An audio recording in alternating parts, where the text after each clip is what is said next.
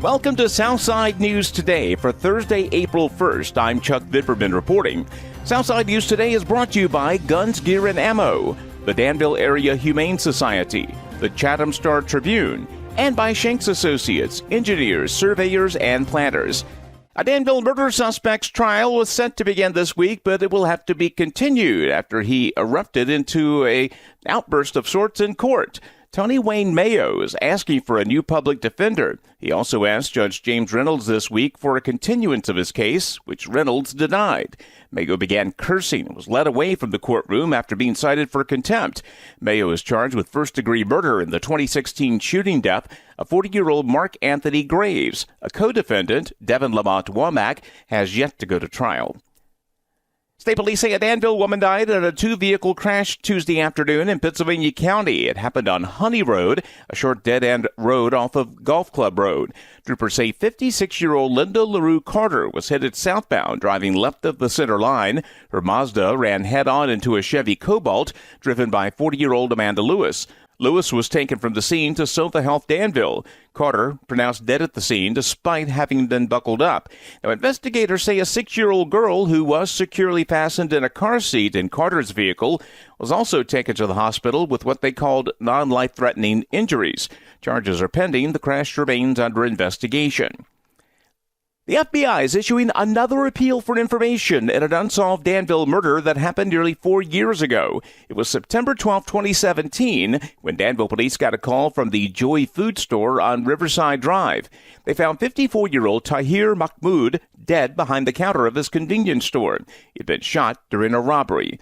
Authorities say he left behind a wife and a young child. Now, earlier, the FBI had described a suspect in the case as a slender black male wearing unique-looking jeans. A $7,500 reward is available for information leading to the arrest and conviction of the person responsible. Anyone with information is asked to call the Richmond Division of the FBI at 804-261-1044. Danville City leaders have unveiled a new way to make it as easy as possible for folks to get their COVID-19 vaccinations. City Manager Ken Larkin talked with River City TV Wednesday about the mobile vaccination clinic that's now available. Larkin says it's all about getting the people vaccinated. Now, this clinic here, it's a mobile clinic set up in one of our industrial parks. We've partnered with our local industries here in Airside Industrial Park, and we're able to hopefully get some employees that work in this park out to get vaccinated.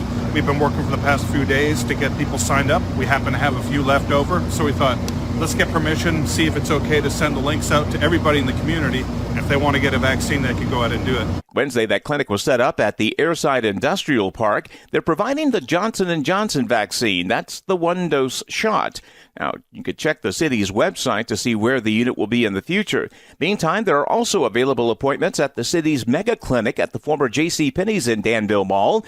And for those who live in the northern end of Pittsylvania County, a new large clinic will open at the former Foodland store in Gretna on Friday. Governor Ralph Northam doesn't want to wait 3 years to make marijuana legal in Virginia. He's thinking more like 3 months. The governor this week proposed a July 1st date to legalize possession and the growing of small amounts of marijuana. General Assembly this year passed a measure making all of that legal by 2024. Now, supporters say there's no reason to continue to prosecute people for activities that will soon be legal. A state study last year found black Virginians were disproportionately policed and convicted for marijuana offenses. In sports, the GW Eagles showed no signs of fatigue Tuesday night, hosting the Bassett Bengals just 4 days after beating Magna Vista. The Eagles scored on offense, defense, and special teams, winning 48-20. The Eagles wasted no time scoring on their first play of the game. We'll get the first snap, and it's going to be a flea flicker. He's looking downfield. He's got a wide open Jacoby Hairston. The pass is up. Jacoby catches it. He's going to get a touchdown. We absolutely stoned them that time. Jacoby Hairston, 63 yards on a touchdown, just like that. Now, the Eagles used their defense later in the first half to extend their lead. Straight drop back to pass. A little pressure. It's going to be picked off by GW. Donovan Howard is going to waltz into the end zone with the easiest interception return for a touchdown he will ever have in his life. Perfect defensive positioning, and Donovan Howard takes it in 23 yards for a touchdown. Not long after that, the Eagles' special teams got into the act. Eagles will send pressure. They got it. Jacoby Hairston stuffs it right at the line of scrimmage. The Eagles are going to try to pick it up. They will. Shai Watlington has it. He has a seam. He has a touchdown. Jacoby Hairston with the block. Shai Watlington says, thank you much. He picks it up at about the 30. He takes it to the house. The Eagles are up 20-0. Now, Bassett pulled to within 2 touchdowns in the second half, but the Eagles went back to the air to put the game away late in the third.